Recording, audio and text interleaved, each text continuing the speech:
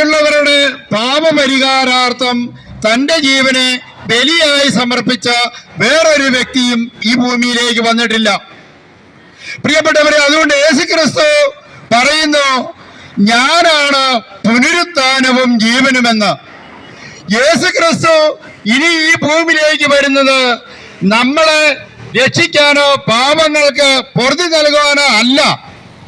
അവൻ നമ്മളെ കൂട്ടിക്കൊണ്ടു പോകുന്നതിന്, നമ്മളെ രക്ഷയിലേക്ക് നയിക്കുന്നതിന് വേണ്ടിയിട്ടാണ് അവൻ ഈ ലോകത്തിലേക്ക് ഇനി വരാൻ പോകുന്നത്. അതുകൊണ്ടാണ് അവൻ മുൻകൂട്ടി പറഞ്ഞത്, ഓരോ പ്രഭാതത്തിലും കാണുന്ന മൂടൽ മഞ്ഞ് പോലെയാണ് മനുഷ്യ ജീവിതമെന്ന്. കാരണം ഇന്നിവിടെ കാണുന്നവര് നാളെ ഇവിടെ ഇല്ല. ഇന്ന് രാവിലെ പ്രഭാതത്തിൽ കണ്ട നമ്മള് വൈകുന്നേരം ആകുമ്പോഴത്തേക്കും നമ്മുടെ ജീവൻ അറ്റുപോകുന്നവരാണ്. അതുകൊണ്ടാണ് പറയുന്നത് ഒരുക്കമുള്ളവരായിരിക്കണമെന്ന്. ഈ ലോക ജീവിതം എന്ന് പറയുന്നത് ഏത് പ്രായത്തിലും എപ്പോൾ വേണമെങ്കിലും ഈ ലോകത്തിൽ നമുക്ക് യാത്രയാകാം. വിട്ടവൻ വിളിക്കുമ്പോൾ നമുക്ക് പോയേ പറ്റൂ. അത് പല വിധത്തിലുള്ള പല തരത്തിലുള്ള മരണത്തിലൂടെയാണ്. പ്രിയപ്പെട്ടവരെ, യേശു വീണ്ടും തിരിച്ചു വരും. തെസ്സലോനിക്കർക്ക് എഴുതിയ ലേഖനം 1-ാം ലേഖനം 4-ാം അധ്യായത്തിൽ പറയുന്നു, അവൻ വാനമേഘങ്ങളിൽ സകല മാലാഖമാരോടും ദൈവദൂതന്മാരോടും വിശുദ്ധരോടുമൊപ്പം വാനമേഘങ്ങളിൽ ആഗതനാകുമ്പോൾ ആ ഭയാനകമായ ആ വിധിയെ നേരിടണമെങ്കിൽ പ്രിയപ്പെട്ടവരെ, ഈ കയ്യിലിരിക്കുന്ന വിശുദ്ധ ഗ്രന്ഥം ജാതിമതഭേദമന്യേ എല്ലാ മനുഷ്യരും ഈ വിശുദ്ധ ഗ്രന്ഥം വായിച്ച് ഇതിലെ വചനങ്ങളെ നമ്മൾ ഉൾക്കൊള്ളണം. ഉൾക്കൊണ്ട് കഴിയുമ്പോൾ എന്താണ് ക്രിസ്തു നമ്മളെ പഠിപ്പിച്ചതെന്നും അവൻ എന്തിനാണ് ഇനി നമ്മളെ കൂട്ടിക്കൊണ്ടുപോകാനായി ഈ ലോകത്തിലേക്ക് വരുന്നതെന്നും നമ്മൾ തിരിച്ചറിയണം പ്രിയപ്പെട്ടവരെ. കാരണം ഈ ലോക ജീവിതം എന്ന് പറയുന്നത് ഒരു മനുഷ്യനെ സംബന്ധിച്ച് ഏറിയാൽ 70, 80, 100 വയസ്സാകാൻ പ്രിയപ്പെട്ടവരെ.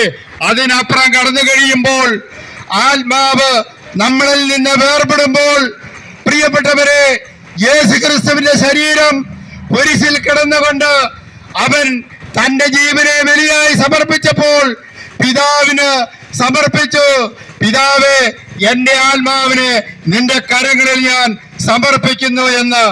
ഇതേപോലെ നമുക്ക് പറയണമെങ്കിൽ യേശുക്രിസ്തുവിൽ നമ്മൾ രൂപപ്പെടണം എന്ന് പറഞ്ഞാൽ രണ്ടാമതൊരു ക്രിസ്തു നമ്മളിൽ രൂപപ്പെടണം. പ്രിയപ്പെട്ടവരെ, യേശു ഈ ഭൂമിയിലേക്ക് വന്നത് ആരെയും ശിക്ഷയ്ക്ക് വിധിക്കാനല്ല, രക്ഷിക്കാനാണ്.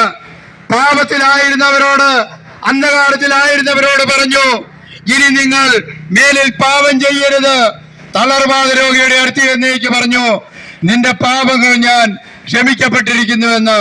പ്രിയപ്പെട്ടവരെ, ഈ ലോകം ആരംഭം മുതൽ ആദവും ഹവ്വായും ജനിച്ച ആ കാലം മുതൽ വിശുദ്ധ ഗ്രന്ഥത്തിൽ പറയുന്നത് അവരാണ് ഭൂമിയിലെ ആദ്യ മാതാപിതാക്കന്മാരെന്ന്.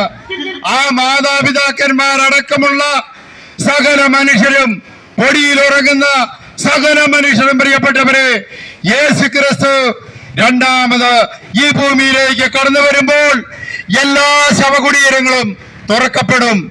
അപ്പോൾ നമ്മൾ നമ്മുടെ ബുദ്ധിക്ക് ചിന്തിച്ചേക്കാം, എന്റെ ശരീരം 1000 വർഷങ്ങൾക്കോ 500 വർഷങ്ങൾക്കോ മുൻപ് മണ്ണോട് ചേർന്ന് അല്ലെങ്കിൽ ദഹിപ്പിച്ച് എന്റെ ശരീരം എങ്ങനെ തിരിച്ചറിയാൻ സാധിക്കുമെന്ന്. അതുകൊണ്ടാണ് പ്രിയപ്പെട്ടവരെ, ഞാനിവിടെ പറയുന്നത് അല്ല, വിശുദ്ധ ഗ്രന്ഥം പറയുന്നത് ഞാൻ എടുത്തു പറയുന്നു എന്ന് മാത്രമേ ഉള്ളൂ. ആത്മാവ് നമുക്ക് കാണാൻ കഴിയുന്നില്ലെങ്കിലും നമ്മൾ ഏത് രൂപത്തിലായിരിക്കുന്നുവോ ആ രൂപത്തിൽ തന്നെയാണ് പ്രിയപ്പെട്ടവരെ നമ്മളിലുള്ള ആത്മാവ് നമ്മളിൽ നിന്ന് വേർപ്പെടുന്നത്. അതുകൊണ്ടാണ് ദൈവമായ കർത്താവ് ഈ ഭൂമിയിലേക്ക് തന്റെ പുത്രനെ അയച്ചുകൊണ്ട് പറഞ്ഞത്, സ്വർഗരാജ്യം സമീപിച്ചിരിക്കുന്നു, മാനസാന്തരപ്പെട്ട് സുവിശേഷത്തിൽ വിശ്വസിക്കുവൻ. മാനസാന്തരം എന്ന് പറയുന്നത് പ്രിയപ്പെട്ടവരെ എന്താണ്? മോശ വഴി പഴയ നിയമത്തിൽ 10 കൽപ്പനകൾ നമുക്ക് നൽകി. ആ 10 കൽപ്പനകളിൽ 7 നമ്മൾക്ക് തന്നു, 3 ദൈവമെടുത്തു. ദൈവം പറഞ്ഞു, ഞാനല്ലാതെ മറ്റൊരു ദൈവം നിനക്കുണ്ടാകരുത്. രണ്ടാമത് പറഞ്ഞു, ദൈവത്തിന്റെ നാമം വൃഥാ ഉപയോഗിക്കരുത്. മൂന്നാമത് പറഞ്ഞു കർത്താവിന്റെ ദിവസം പരിശുദ്ധമായി ആചരിക്കണമെന്ന്. പഴയ നിയമകാലത്ത് ശനിയാഴ്ചയാണ് പ്രിയപ്പെട്ടവരെ ശാബത്ത് ആചരിച്ചിരുന്നത്. എന്നാൽ ഇപ്പോൾ ക്രിസ്ത്യാനികളായ വിശ്വാസികൾ ഞായറാഴ്ച ശാബത്ത് ആചരിക്കുന്നു. പ്രിയപ്പെട്ടവരെ, നമ്മളൊന്ന് തിരിച്ചറിയുക, കർത്താവിന്റെ ഏത് ദിവസം നമ്മൾ ശാബത്തായി ആചരിക്കുന്നുവോ, നമ്മൾ വിശ്വസിക്കുന്നുവോ, ആ ദിവസം കർത്താവിനുള്ളതാണ്. നാലാമത് പറഞ്ഞതാണ് മാതാപിതാക്കന്മാരെ ബഹുമാനിക്കണമെന്ന്. 5 പറഞ്ഞു കൊല്ലരുതെന്ന്. 6 പറഞ്ഞു വ്യഭിചാരം ചെയ്യരുതെന്ന്. 7 പറഞ്ഞു മോഷ്ടിക്കരുതെന്ന്. ഞാൻ ഈ പറഞ്ഞ ഈ 4 പ്രമാണങ്ങൾ ഇന്ന് ഏറ്റവും കൂടുതൽ ഇന്ന് ലോകത്തിൽ നടന്നുകൊണ്ടിരിക്കുകയാണ്. പ്രിയപ്പെട്ടവരെ, നിങ്ങൾ വിതയ്ക്കുന്നത് തന്നെ നിങ്ങൾ കൊയ്യും എന്നാണ് വിശുദ്ധ ഗ്രന്ഥം നമ്മളോട് പറയുന്നത്. തിന്മ പ്രവർത്തിക്കുന്നവൻ തിന്മ തന്നെ കൊയ്തെടുക്കും, നന്മ പ്രവർത്തിക്കുന്നവൻ നന്മ കൊയ്തെടുക്കും. അതുകൊണ്ടാണ് പറയുന്നത്, ഇന്ന് നമ്മൾ കാണുന്നുണ്ട് ചുറ്റിയെ കടിക്കും, കത്തിയേക്ക് വെട്ടിയും, പിച്ചാത്തിക്ക് കുത്തിയും.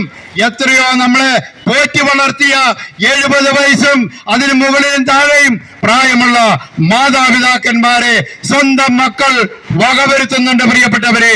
പ്രിയപ്പെട്ടവരെ, എത്രയോ സഹോദരന്മാരെ പരസ്പരം കാണുന്ന സ്നേഹിക്കേണ്ട മക്കളെ നമ്മൾ കൊലപാതകം ചെയ്ത് കളയുന്നു, ജീവിത പങ്കാളിയെ കൊന്നുകളയുന്നു. പ്രിയപ്പെട്ടവരെ, അതുപോലെ തന്നെ വ്യഭിചാരമെന്ന് ശരീര സുഖത്തിന് വേണ്ടി സൃഷ്ടിക്കപ്പെട്ടു വെച്ചിരിക്കുന്ന ഏറ്റവും വലിയ പാപങ്ങളിൽ ഒന്നാണ് വ്യഭിചാര വൃത്തി. 2 വയസ്സും 2.5 വയസ്സും 3 വയസ്സുമുള്ള പിഞ്ചു കുഞ്ഞുങ്ങളെ 60-70 വയസ്സ് പ്രായമുള്ളവർ കൊന്നിട്ട് ഞെളിഞ്ഞു നടക്കുന്ന ഒരു ലോകമായി ഇന്ന് മാറിയിരിക്കുന്ന പ്രിയപ്പെട്ടവരെ.